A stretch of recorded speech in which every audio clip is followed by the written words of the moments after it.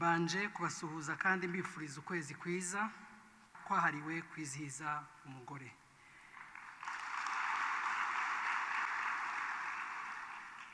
Nejejwe no kongera guhura namwe muri iyi nama nkuru y'urugaga rw'abagore yahawe insanganyamatsiko itwibutsa ko umugore ari umusingi w'umuryango.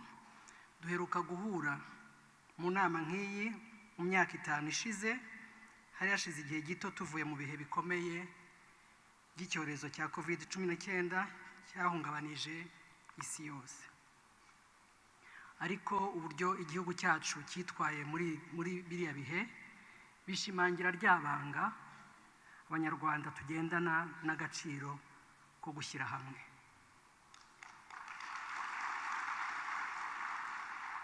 Nkaba naboneraho gushimira inzego zose zafatanije mu guhangana nacyo tukagitsinda.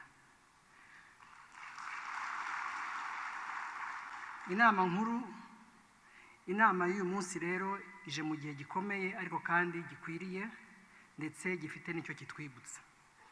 Ni igihe isi irimo impinduka nyinshi, aho imibanire n'imikoranire mpuzamahanga igenda ihinduka, ibibazo by'umutekano bikiyongera mu bice bimwe na bimwe by'isi, hakiyongeraho n'imyumvire mishya igenda igira ingaruka ku muryango n'indangagaciro ziwugize.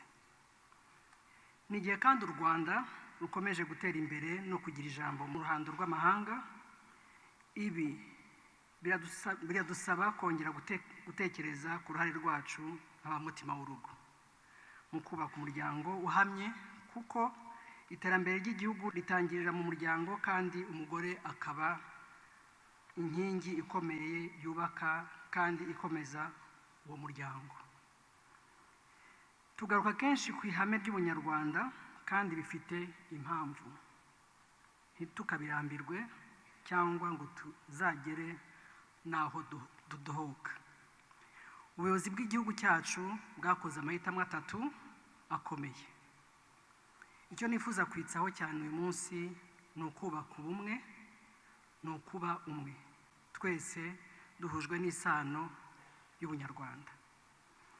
Ubunyarwanda ntabwo ari ijambo gusa rivuga iryo sano, ni intekerezo, imyitwarire n'imibanire bishingiye ku ndangagaciro z'umuco wacu n'ururimi rwacu.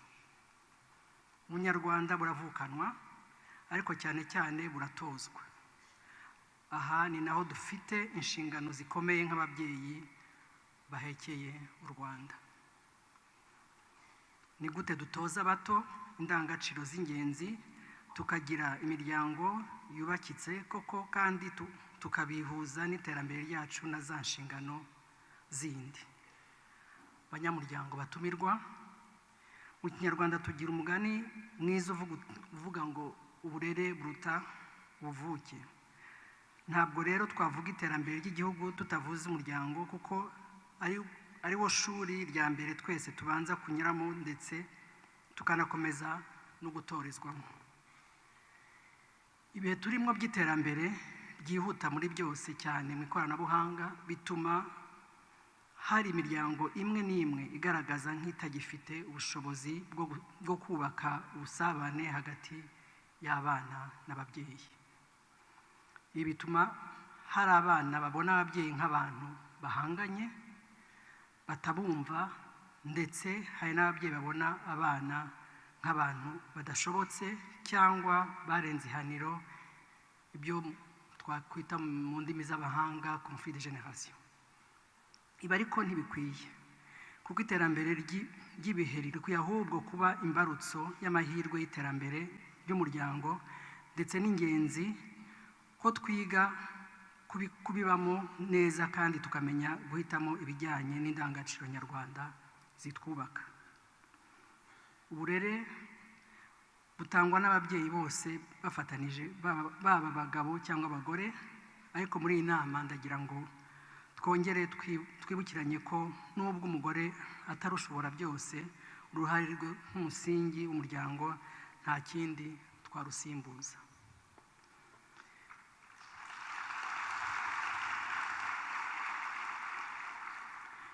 Kubera amateka y'igihugu cyacu, hano ntako umva nakibukiranya n'abari hano mwese ko amateka yacu yaduteye ibikomere byinshi.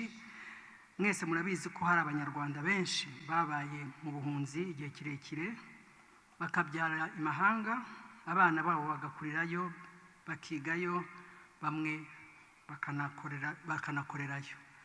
Byari byoroshye cyane kwibagirwa umuco wacu, bagafata w'ibihugu bari barahungiyemo, ariko banze guta umutima w'u Rwanda, ndetse bamwe aho bishoboka bakoraga amatorero ngo hato abakomokaho batazata wa muco.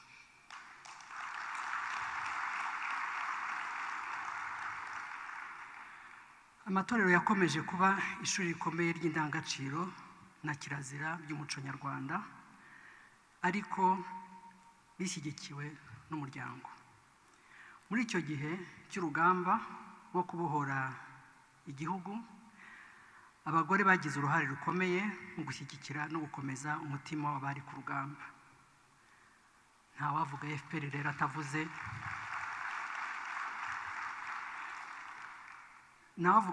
atavuze urugamba rwo kubohora. Sinarenga aha ntashimiye ababyeyi batubyariye abatabazi,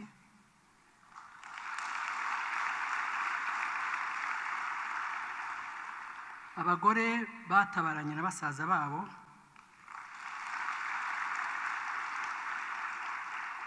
ababyeyi bireranye abana mu gihe inkotanyi zaduciraga inzira itaha iwacu, ndetse n'abo bana babanye n'icyuho cy'intambara ndende ababyeyi babo barwanye.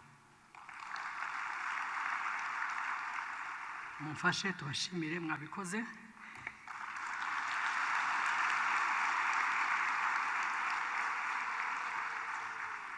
Iyo myumvire niyo yatumye RPF Inkotanyi ibasha kugeza u Rwanda aho rugeze, uhereye ku mateka yo kubohora igihugu kugeza aho rugeze uyu munsi. Natwe rero nk'abamutima w'urugo kandi umuryango ntabwo twakomeza kuba abo mu mbere gusa. Dukwiye natwe kumva ko ari inshingano zacu kurwanira ishyaka igihugu cyacu mu buryo dushoboye, yaba twe ubwacu ndetse no kubitoza abo mu miryango yacu. Ibiganiro by'uyu munsi bitubere umwanya wo kongera kwisuzuma, turebe ko abana bacu twabahaye impamba ikwiye. Hari nubwo tunatekereza ko abana aribo bataye umuco, ariko uramutse ushyize ku gipimo ukareba ibyo twabahaye n'imyitwarire yabo, hari ubwo wumva tutabarenganya. Umwana utaratojwe za ndangagaciro zo gukunda igihugu, kubaha, ubumwe, ubufatanye n'ubupfura, kwihesha agaciro, kwirinda kirazira n'ibindi, iyo atangiye guhura n'imico y'ahandi adafite ibyo asanganywe yatojwe, yakira ibyo ahuye nabyo byose agatangira kubigira ibye, ntamenye gutandukana icyatsi n'ururo.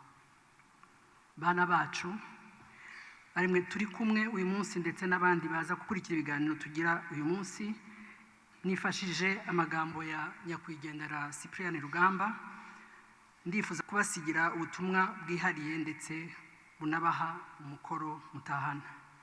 Mu ndirimbo yuje inama nyinshi yagize ati, umuco mwiza wakureze ntugatume udindira, mu by'abandi jya utora ibyiza, ibifutamye ujugunye, niba urabukwa iby'ahandi ugata n'urwo wambaye ntumpeho.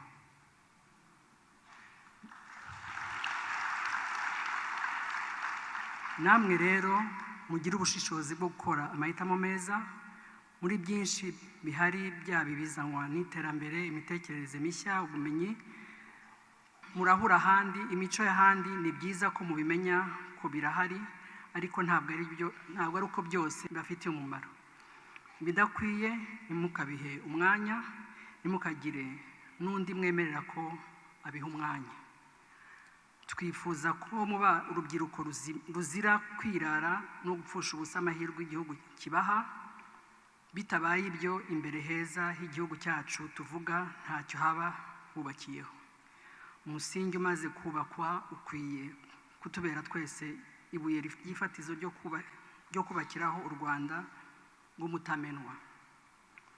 Nk'abagize urugaga rw'abagore, dukomeze kuba umusemburo w'impinduka mu mitekerereze, mu myumvire, mu mikorere, bigamije kwihutisha iterambere ry'imibereho myiza y'igihugu. Gukunda no kwimana u Rwanda bikomeze kutubera imibereho yacu ya buri munsi, kuko nta wundi uzabidukorera, nta gihugu kitaduhaye.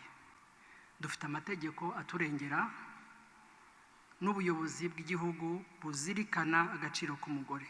Ahasigaye ni ahacu.